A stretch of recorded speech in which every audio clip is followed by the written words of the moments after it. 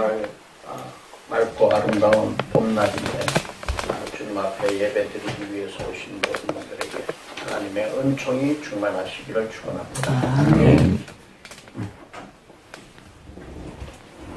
우리 여러분들하고 한번 인사 나누시겠습니다. 축복의 돌판을 세웁시다. 축복의 돌판을 세웁시다. 지난 한 주간은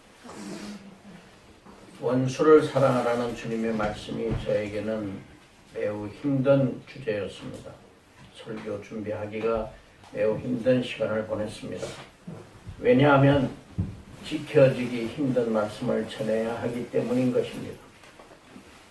나의 삶에 비추어 봤을 때도 참 실천하기 어려운 그러한 주제인 것입니다. 그러나 그 의미를 확실히 알고 나면 우리도 원수를 사랑할 수 있다라고 하는 우리 확신을 가질 수 있으리라고 믿습니다.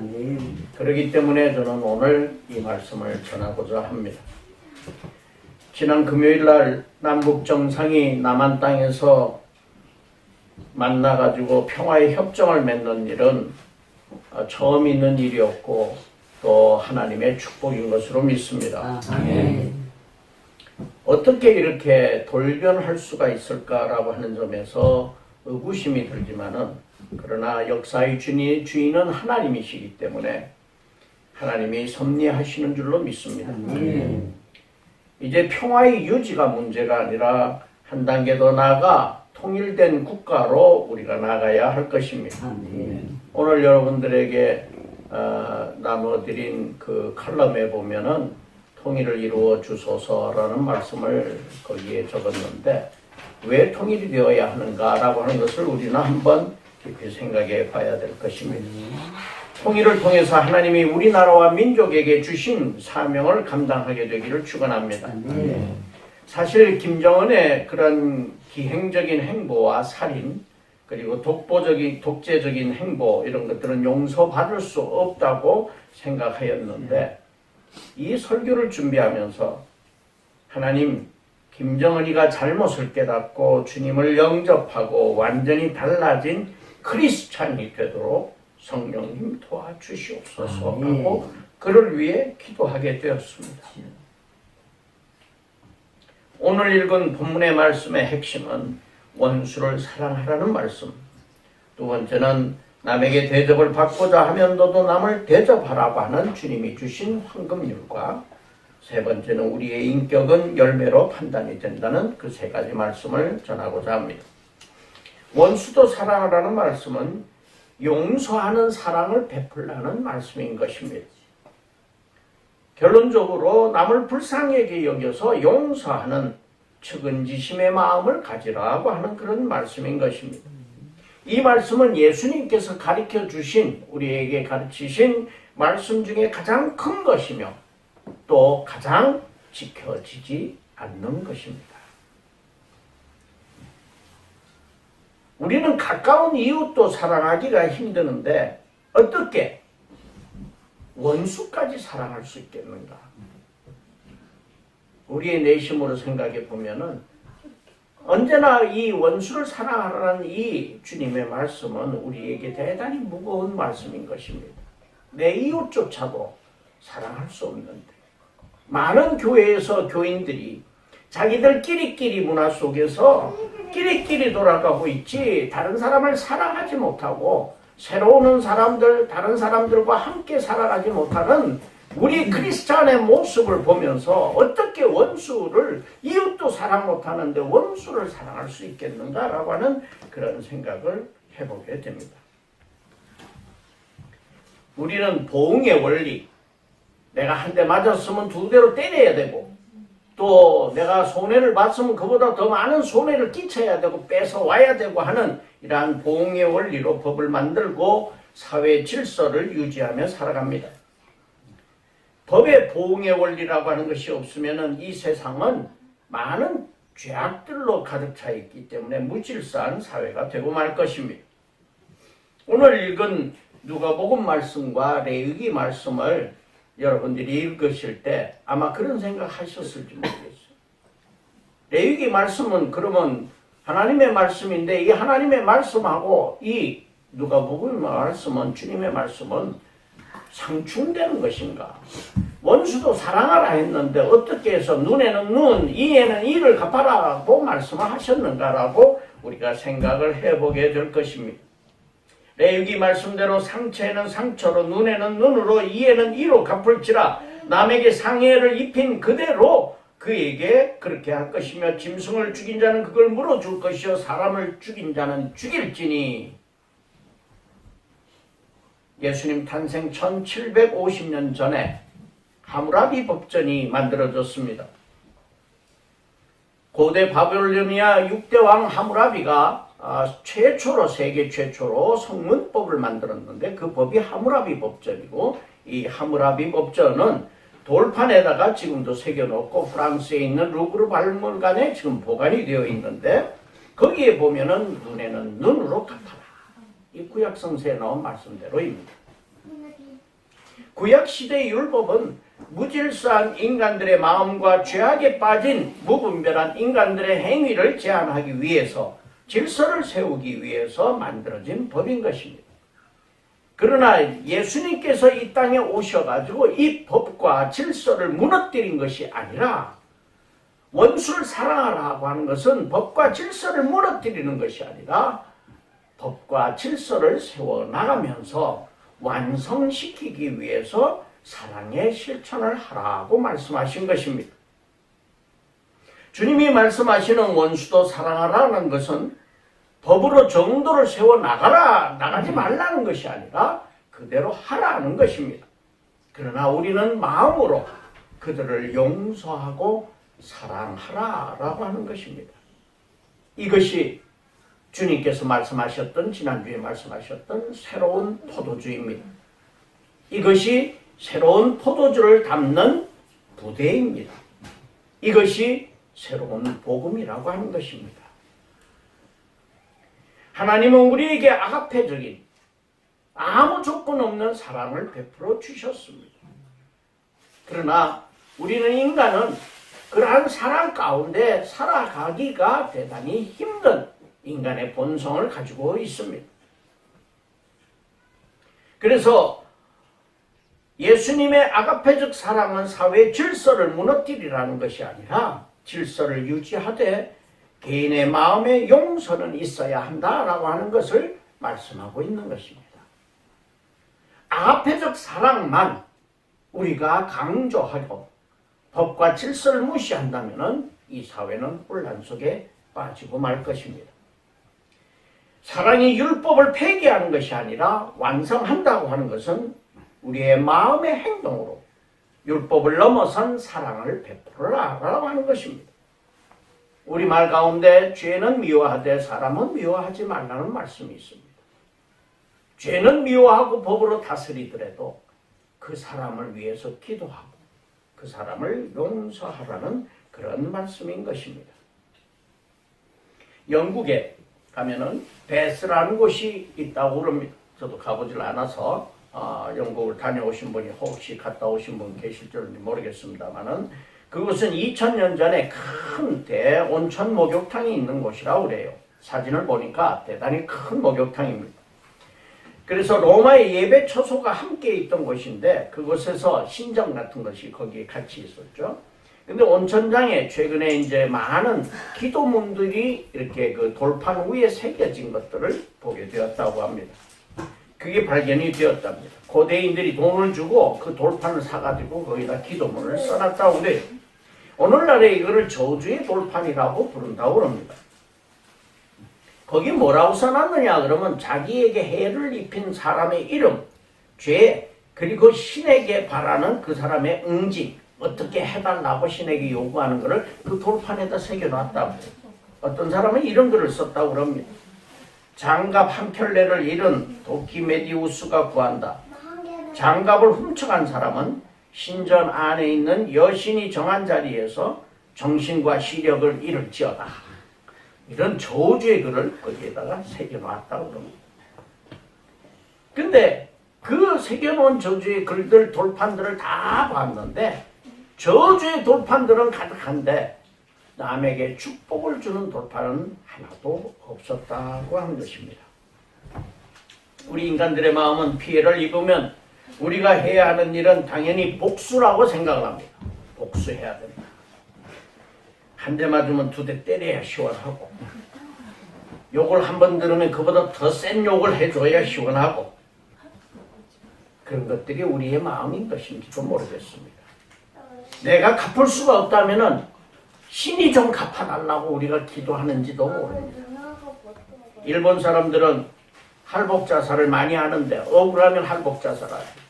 왜냐하면 이걸 갚을 길이, 복수할 길이 없으니까 할복자살해가지고 귀신이 돼가지고 내가 귀신이 돼서 저 사람을 괴롭히고 내가 그 원수를 갚겠다라고 하는 그런 생각을 가지고 있다고 합니다. 그래서 할복자살들을 많이 한다고, 많이 했다고 그래요.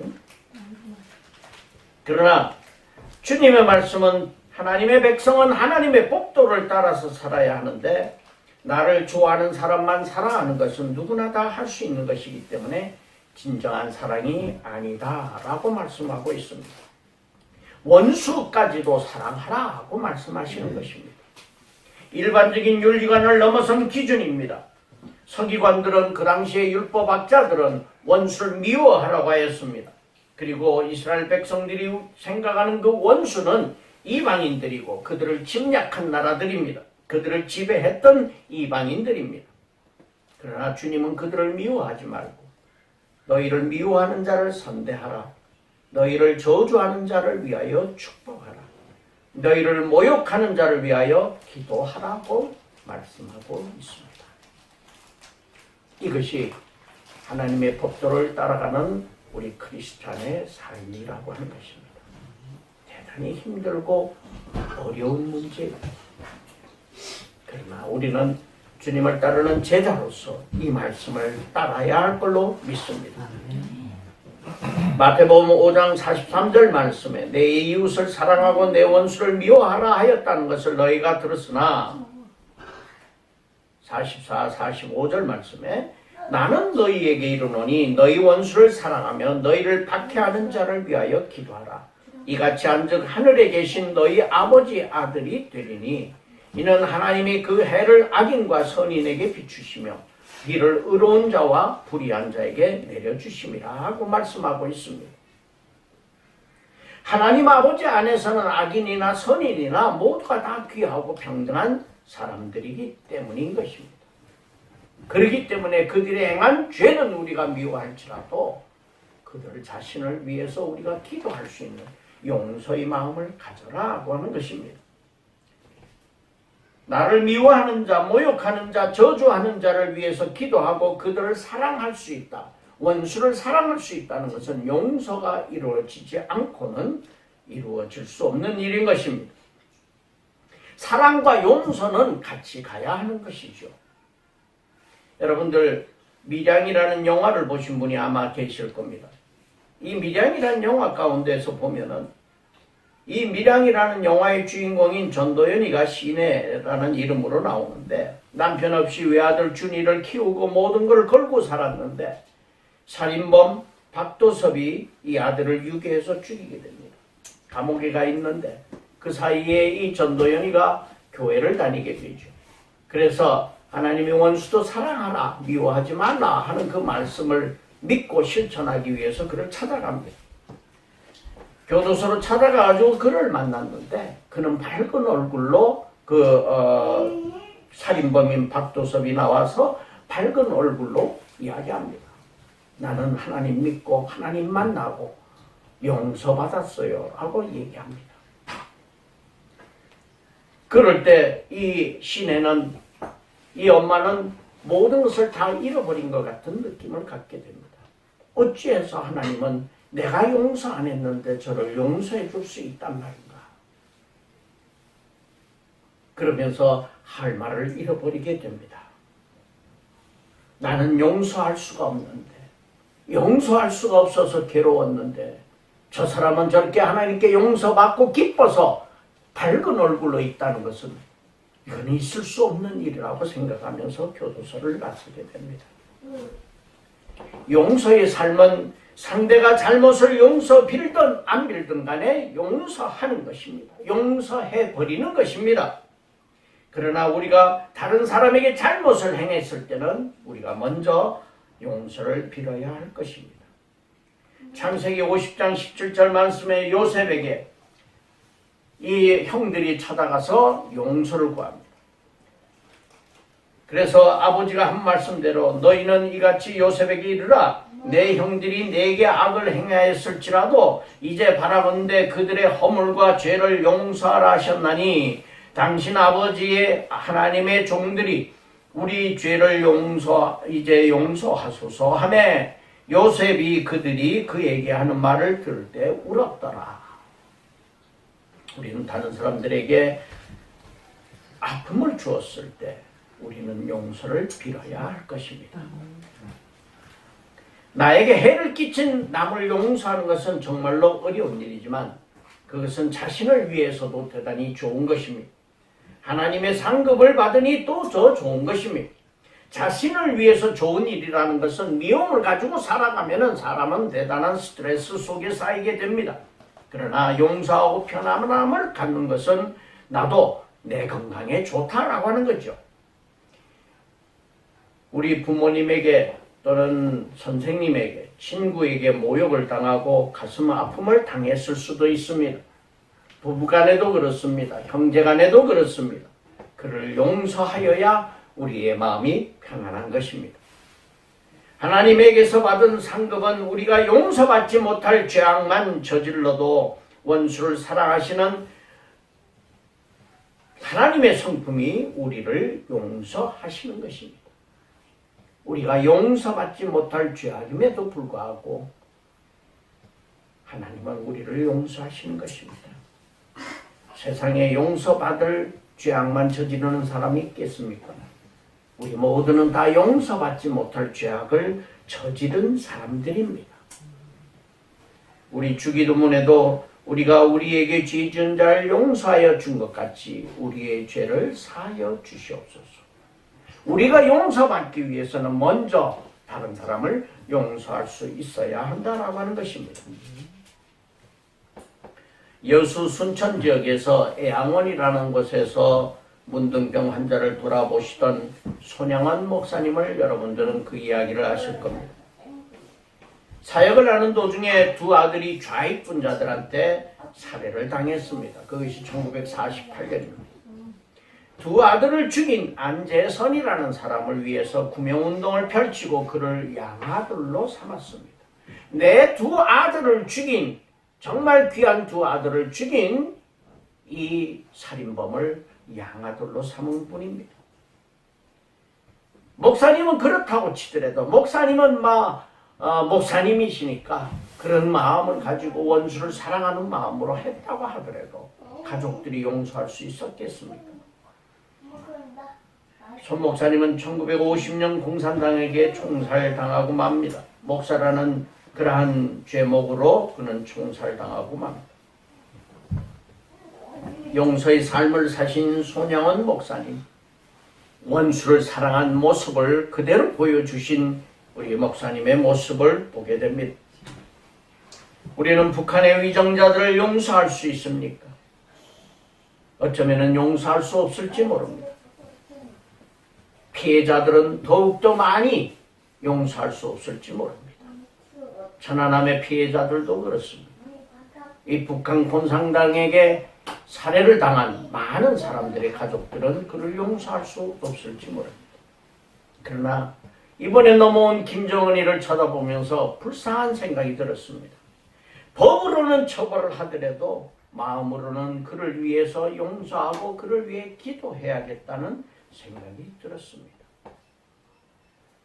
주님은 우리들에게 그들을 사랑하라고 말씀하고 계십니다. 두 번째는 남에게 대접을 받고자 하면 너가 먼저 남을 대접하라고 말씀하셨습니다. 일반적인 공동체 윤리와 제자 공동체 윤리는 달라야 한다는 말씀입니다. 우리는 주님의 제자들입니다.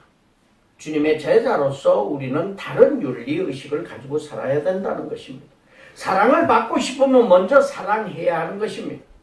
전화를 받고 싶으면 내가 먼저 전화해야 됩니다.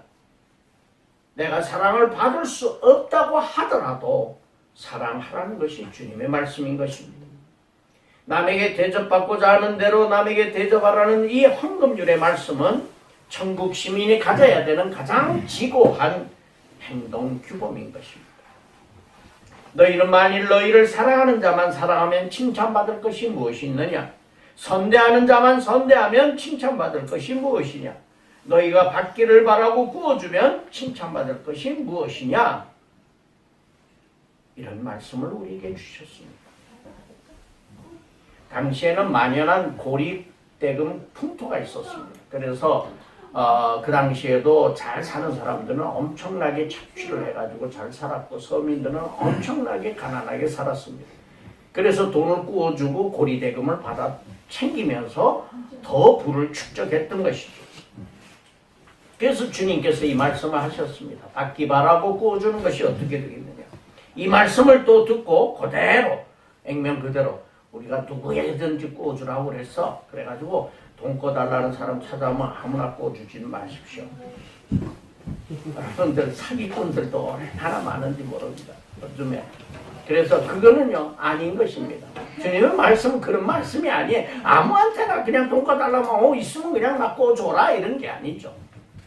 사기꾼을 구별할 줄도 아셔야 됩니다. 요즘 사기꾼들은요 아주 고단수입니다. 많은 수익을 주겠다. 많은 수익을 주겠다. 그래서 투자하라.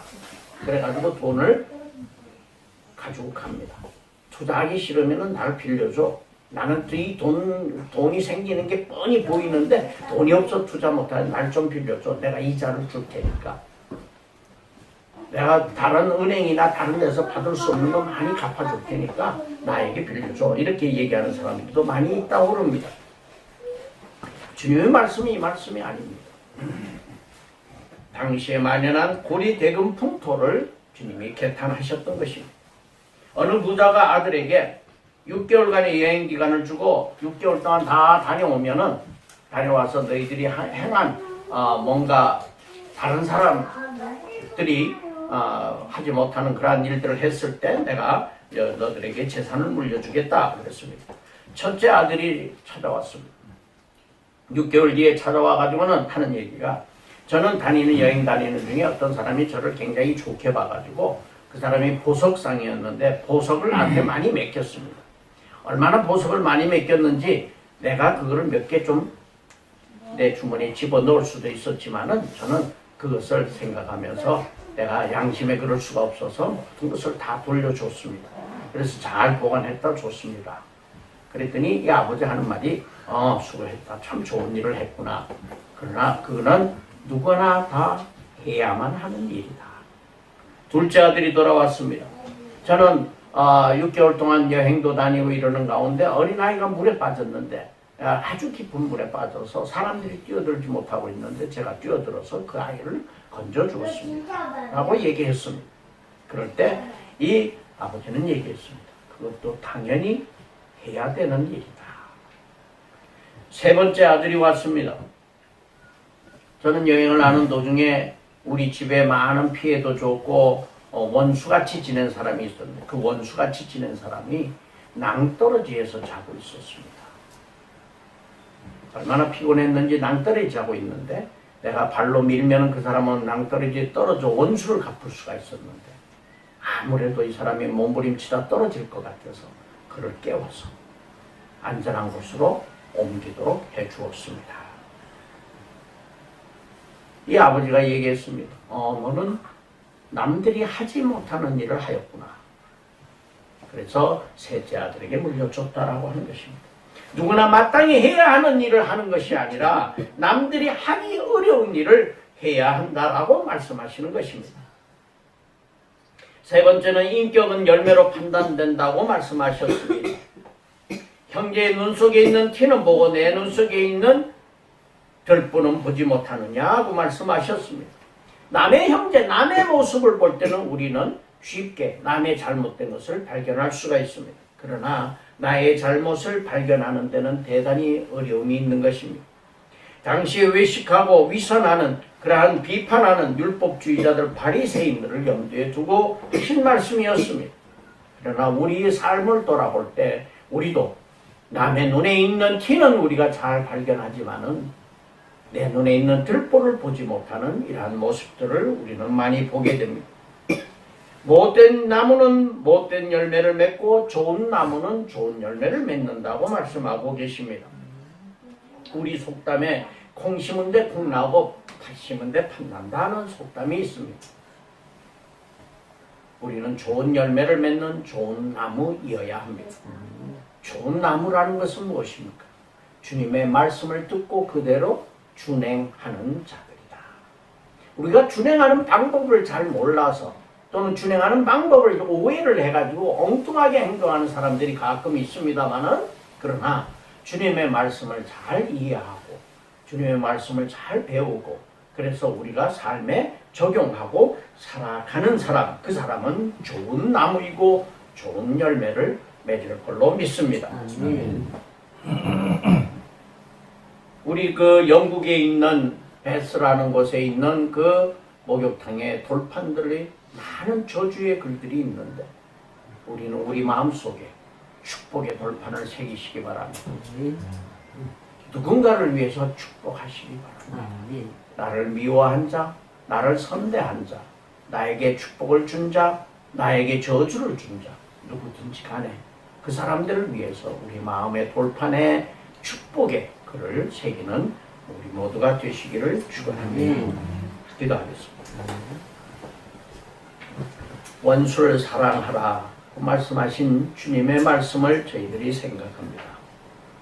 주님, 저희들이 이웃도 사랑하지 못하는데 어떻게 원수를 사랑할 수 있겠습니까? 그러나 주님의 말씀대로 저희들이 용서하며 살아가도록 저희들이 노력할 수 있도록 저희들 성령님이 저희들을 인도하여 주시옵소서. 아멘. 새롭게 하여 주시옵소서. 아멘.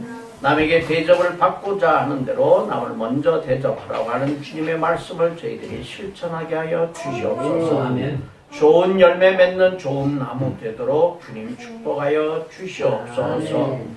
북한에 있는 우리 김정은이에게 하나님 아버지 축복하여 주시어서 그가 하나님을 발견하게 하시고 아멘. 그들의 선대가 믿었던 그 주님을 바라보고 하나님을 믿으며 하나님 그의 잘못을 깨우칠 수 있도록 주님 그를 용서하시고 그에게 새로운 길을 열어 주시옵소서. 아멘. 예수님 이름으로 기도 올려옵나이다. 아멘.